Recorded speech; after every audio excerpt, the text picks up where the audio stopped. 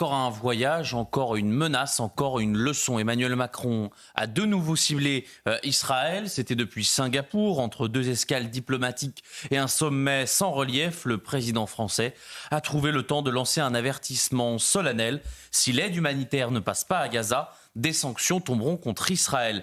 Le ton se veut grave, l'attitude martiale. Et comme souvent avec Emmanuel Macron, la parole précède l'action et l'action ne vient jamais. Ce n'est pas une première. Depuis le 7 octobre 2023 et les horreurs du Hamas, Emmanuel Macron s'adresse à Israël comme un élève indiscipliné. Réprimande, inquiétude, admonestation, il parle d'équilibre, de proportion, de légitimité, toujours dans ce langage flou, calibré pour ne froisser personne et qui finit par lasser tout le monde. Israël, sans surprise, commence à saturer. Car ce qui frappe dans cette nouvelle sortie, ce n'est pas la fermeté du propos, c'est le réflexe pavlovien. À chaque prise de parole sur le Proche-Orient, Emmanuel Macron commence par Israël, avant de mentionner le Hamas, l'Iran ou les otages, comme si le problème central, c'était Jérusalem, pas Gaza, pas Rafah, pas les otages.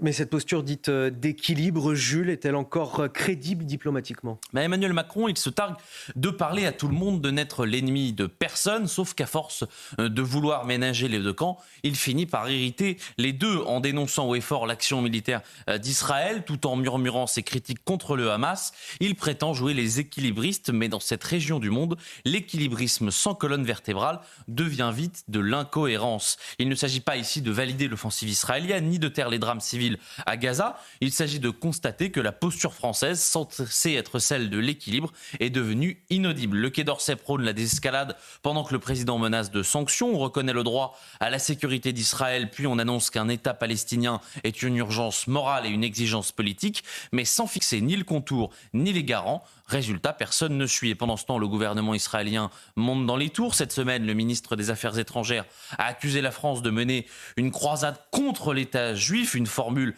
outrancière certes, rare, grave et surtout qui marque une rupture, parce que pour Israël, la France n'est plus une puissance habile, mais un allié volage, versatile et surtout imprévisible. La vérité, c'est que la France d'Emmanuel Macron n'incarne plus une position centrale. Elle s'agite seule, convaincue de jouer les médiateurs, alors qu'elle n'est plus qu'un électron libre brouillon, sans levier, sans relais, sans crédibilité. La diplomatie du en même temps a trouvé sa limite. Elle ne convainc plus personne, ni là-bas, et surtout ici. Alors cette indignation diplomatique, elle interroge si le message était en fait ailleurs, Jules. Eh bien, si au fond, la cible d'Emmanuel Macron, ce n'était pas Israël, ce n'était pas Benjamin Netanyahou, mais c'était les sondages. Et si cette posture diplomatique, à peine déguisée, cachait une manœuvre de politique intérieure. En 2025, on ne gouverne pas la France sans mesurer les répercussions de Gaza dans les quartiers, sans anticiper les tensions communautaires, sans surveiller les braises qui couvent en silence dans certaines banlieues.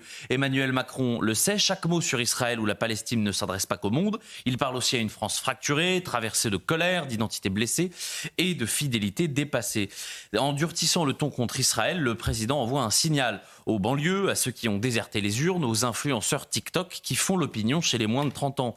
Une façon de reprendre le pied à gauche, de caresser certains électorats dans le sens du drapeau palestinien, de montrer qu'on n'a pas complètement perdu la boussole morale. Mais qui croit sérieusement que Paris va imposer un cessez-le-feu à Gaza quand même Washington n'y parvient pas? Il ne s'agit pas d'agir, il s'agit de dire quant à la reconnaissance d'un État palestinien à qui donner les clés, au Hamas, le groupe terroriste qui a organisé le pogrom du 7 octobre, ou à l'autorité palestinienne discréditée et corrompue, sans aucun contrôle sur Gaza depuis plus de 20 ans. Derrière les grands mots, il y a malheureusement le vide, et derrière ce vide, une cible bien réelle, la paix sociale. Ce n'est plus seulement de la politique étrangère, c'est de la politique intérieure déguisée en diplomatie, une diplomatie miroir, où l'on brandit Gaza pour mieux parler aux banlieues, tout ça pour gratter quelques points dans les sondages.